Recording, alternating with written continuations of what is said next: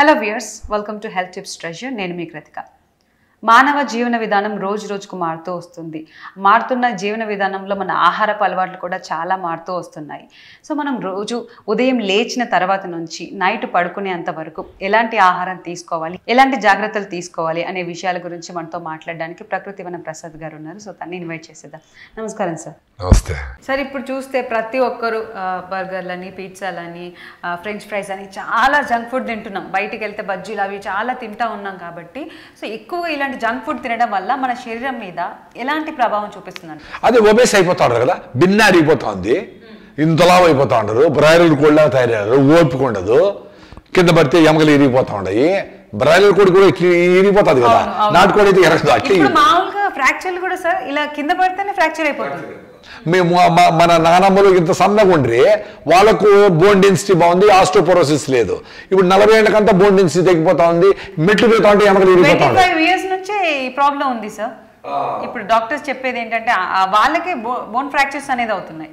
ఇప్పుడు కరోనా కాదు భయపడాల్సింది. యాక్చువల్గా కరోనాతో ఎంత 1.5 లక్ష మంది చనిపోయినట్లున్నారు మొత్తం భారతదేశం మొత్తం మీద, 1.5 లక్ష మంది అంతే. మనం భయపడాల్సింది మాల్ న్యూట్రిషన్తో ఎంతమంది చచ్చిపోతాము. ఎయిర్ పొల్యూషన్తో 32% of the deaths are happening due to air pollution అని హార్వర్డ్ యూనివర్సిటీ వాళ్ళు ఇండియాలో డెత్స్ మీద ఒక రిపోర్ట్ రాసి ఇంగ్లీష్ పేపర్లో చదివాను రీసెంట్గా. ఇండియాలో చనిపోయే వాళ్ళలో 32 మంది ఎయిర్ క్వాలిటీ ఎయిర్ లేకుండా, అంటే ఎయిర్తో పీల్చుకొని చచ్చిపోయేది కాదు, ఆ బ్యాడ్ ఎయిర్ పొల్యూటెడ్ పీల్చి కిడ్నీ జబ్బులు వస్తాయో, ప్యాంక్రియాస్ పోతుందో, క్యాన్సర్ వస్తుందో, ఏమేమో వస్తాయి. అంటే health related due to bad air quality అనే దాని మీద బాధపడాలా. మాల్ న్యూట్రిషన్, ఈ ఉత్త రైస్ తిని ఆరోగ్యాలు బాగుంటుకుంటే దాని మీద మాట్లాడాలి. అంటే సార్ ఇప్పుడు మీరు అన్నారు కంప్లీట్గా రైస్ మానేస్తే బాగుంటుంది అని. నిజంగానే కంప్లీట్గా రైస్ మానేస్తే శరీరానికి ఎలాంటి ప్రభావం చూపించదంటారా? అంటే ఓన్లీ మిల్లెట్స్ తింటే ఎక్కువ సన్నగా అయిపోతే మంచిది కాదు. సో మినిమం వెయిట్ అనేది బాడీకి ఉండాలి. సో ఎక్కువ రన్నింగ్ చేసి కొంతమంది మురుటుగా అట్ట చేస్తే ఒక పాయింట్ వరకు తట్టుకుంటుంది బాడీ. తర్వాత కొంచెం షివర్స్ వచ్చేది ఇట్లాంటి కొన్ని కావచ్చు, అందరికీ కాదు కొంతమందికి కావచ్చు. సో అప్పుడు ఇంటెలిజెంట్గా మనమేమి రాగి జావా, రాగి సంగటి, జొన్న రొట్టెలు కావాలంటే వారంలో 2-3 సార్లు దేశీ బియ్యం రకాలు. అంటే ముందు మన పెద్దోళ్ళు తింటా ఉండే బియ్యాలని లేవు, ఇప్పుడంతా ఫ్యాషన్గా సన్నగా ఉండే ఆ సోనా మసూరి బియ్యమే, పాలిష్ రైస్ సోనా మసూరి బియ్యం వస్తాయి. మనము నవరా బియ్యం అని తినేవాళ్ళము, సిద్ధ సన్నాలు, రాజముడి, రకరకాల ఓల్డ్ వెరైటీ, నెల్లూరు మొలగొలుకులు, ఇలాంటివన్నీ చాలా వెరైటీస్ ఉన్నాయి. వాటిని తింటే, వాటిని కూడా పాలిష్ లేకుండా తింటే, వాటిని కూడా ఆర్గానిక్గా పండించి తింటే ఆల్మోస్ట్ మంచి రిజల్ట్సే ఉంటుంది. సో అది కూడా వారంలో 3-4 సార్లు తినొచ్చు. అలాంటి రైస్ దొరుకుతుందా? దొరుకుతా ఉన్నాయి. ఇప్పుడు అందరూ చాలా మంది మహానుభావులు, రైతులందరూ, సాఫ్ట్వేర్ వాళ్ళు అందరూ ఇంటికి వెళ్ళి వాళ్ళకి ఆ రకమైన రైస్ను పండించి వాళ్ళే బియ్యం చేసి ఆర్గానిక్గా పండించే వాళ్ళు ఉన్నారు. అది మన భారతదేశం యొక్క గొప్పతనం. ఏమంటే అమెరికా లాగా అంత మంచు పడిపోయి చలిగా ఏముండదు. ఇక్కడ మండేటివి అక్కడ మండవు, అక్కడ మండేటివి అక్కడ మండుతాయి. ఎక్కడో దగ్గర డిఫరెంట్ శీతోష్ణ స్థితులు ఉన్నాయి కాబట్టి ఎక్కడైనా పంటలు పండించుకోవచ్చు. అందులో రైతులు కూడా డిఫరెంట్, మనకు వ్యవసాయ ఆధారిత దేశం కదా, డిఫరెంట్ స్కిల్స్ ఉండే వాళ్ళు ఉన్నారు. మిర్చి కూరగాయలు పండించే వాళ్ళు ఒకరైతే, కాటన్ పండించే వాళ్ళు ఒకరైతే, అట్లా ఫ్రూట్స్ పండించే వాళ్ళు ఎవరైతే, అట్లా రకరకాల రైతులు ఉన్నారు. సో మనకి అద్భుతమైన బయోడైవర్సిటీ ఉంది వ్యవసాయంలో కూడా. మనకు ఫ్రిడ్జ్లో పెట్టుకొని, వాళ్ళకంటే మంచు పడుతుంది కాబట్టి అన్నీ పండినప్పుడే ప్రాసెస్ చేసి ఫ్రిడ్జ్లో వేసి శవాల్లాగా మార్చినీళ్ళు దోసినట్టు వేసి పెట్టేసి అవే తింటారు. వెయిట్ చేసి హాట్ నో అంటారు. ఆ హాట్ ఏమిలే, వాడు చల్లగా ఫ్రిడ్జ్లో తీసి మార్చినీళ్ళు తీసి ఇచ్చిండేది. అది మనలాగా అబ్బుడికప్పుడే రొట్టె చేసుకొని, అబ్బుడికప్పుడే దోశ చేసుకొని, అబ్బుడికప్పుడే కాల్చుకొని సూపర్ కదా మన ఫుడ్.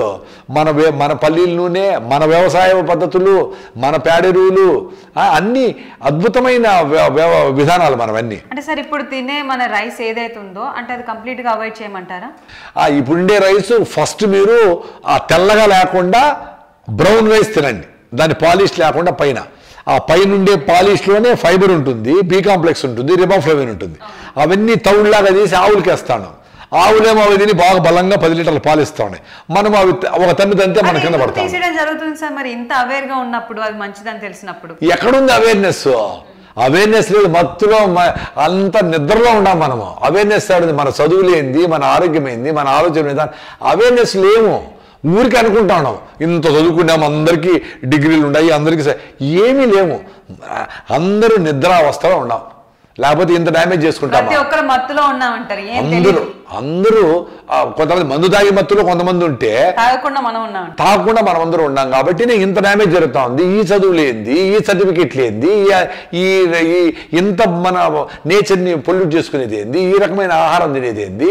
స్టీఫెన్ హాకిన్స్ అని ఇట్లా ఉండిపోయినాడు చూడు, సైంటిస్ట్. ఆయన చనిపోయినాడు రీసెంట్గా. ఆయన చెప్పినాడు ఇప్పుడు ఐస్ కరిగిపోతా ఉండేది, ఇప్పుడు అవుతా ఉండే డ్యామేజ్, ఇప్పుడు మనం చేస్తూ ఉండే వ్యవసాయ విధానాలు, గ్లోబల్ వార్మింగ్ వల్ల ఇంకో 1000 yearsలో ఈ భూమి ఈ నివాస వేగానికి పనికిరాదు అని ఆయన చెప్పేసి చనిపోయినాడు. ఇప్పుడు అంటే ఆయన చెప్పేది ఇర్రివర్సిబుల్ అన్నాడు. సో అట్టని మనం గమనం ఉండక్కర్లే, మన ప్రయత్నం మనం చేసి ఇప్పటి నుంచి స్టార్ట్ చేసి మనము మన గో ఆధారిత వ్యవసాయము, మన చేతి వృత్తులని, కుల వృత్తులని వాళ్ళందరినీ గౌరవించి వాళ్ళందరినీ బతికేట్లుగా చేసి ఈ భూమిలో ఉండే ప్రతి ఒక్కరూ సంతోషంగా ఉండాలంటే ప్రతి జంతువుని, ప్రతి పక్షిని, బయోడైవర్సిటీని రెస్పెక్ట్ చేయాలా అనే ఒక మెసేజ్ పోవాలి. అంతేకాని అన్ని తెచ్చిపోయినా మనం ఊరో బతకాలనేది కరెక్ట్ కాదు. జనార్దనం లేక జింక అంటాడు, వాటికంటే నీకంటే ముందు నుంచి ఉన్నాయి జింకలు, వాటి అన్నీ లేక మనం పోయినాము. ఎక్కడో జింక కనపడితే, ఎక్కడో పులి కనపడితే ఏమో అయిపోయిందని పెద్ద సీన్ చేసేస్తాను. మన పక్కనే మృగాలు లాంటి మనుషులు ఉండారు రకరకాల ఆలోచనతో. ఇది ప్లాట్ఫామ్ కాదు కాబట్టి అది మాట్లాడే అవసరం లే.